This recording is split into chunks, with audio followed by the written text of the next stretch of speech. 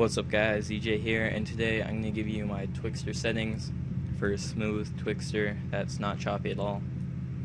So open up After Effects and drag your clip in, and I only use After Effects, so I don't really have Twixtor settings for Sony Vegas. I think they might be the same, I'm not sure though. Anyway, drag your clip into the timeline. I'm going to add a color correction real quick, so just go to Layer, New, Adjustment Layer. And make sure it's selected, go to Magic Bullet Looks, and just add a new CC to make it look a little bit nicer. And we'll wait for my looks builder to load, and it takes a few seconds because I have so many CCs. I think I have 150, I'm not sure. I have quite a few though. Alright, there it goes. Let's use this one. Wait for it to load. There we go. Hit OK, and there's our CC. Alright, but you guys are here for my Twixtor settings, so I'm going to give them to you. Alright, we're not going to Twixtor the first part. You can if you want, but I'm just going to Twixtor the kill cam. So you want to find right after he shoots and when the gun's going down, or if he reloads, just find a good spot when he's reloading where you want it to slow down, and drag Twixtor Pro onto your clip and put the frame rate at whatever your clip's frame rate is. Mine is 59.94.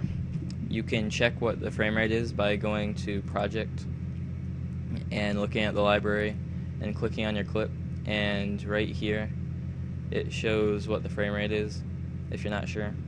Most of the time it's going to be 59.94 or 29.97. and that should be good.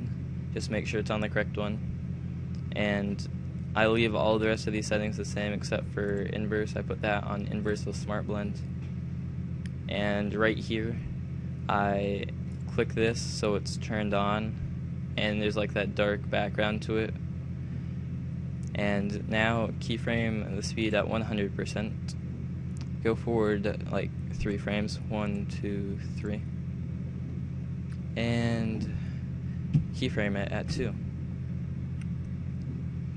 And that should give you some smooth Twixtor. If your clip has little black bars at the end of it, you can just scale it up real quick. It's not a huge deal. And if your Twixtor still ends up looking choppy, it's usually not your fault. It could be the player's fault because his render settings are bad, and that could totally like screw up your Twixtor if he renders it at a higher frame rate than like it was rendered at. Like originally, some people get their clips sent to them at like 29.97, but their editor says it has to be 59.94, so they re-render it at 59.94, and that like totally screws the Twixtor up because it's not supposed to be that high. So, you know, it's not always your fault, but it can be. So just follow these steps and you should get smooth Twixtor that looks really nice. And also, if disable resample is not like disabled, obviously it's gonna look really bad. So that's another thing to ask your player about, or the kid that sends you the clips.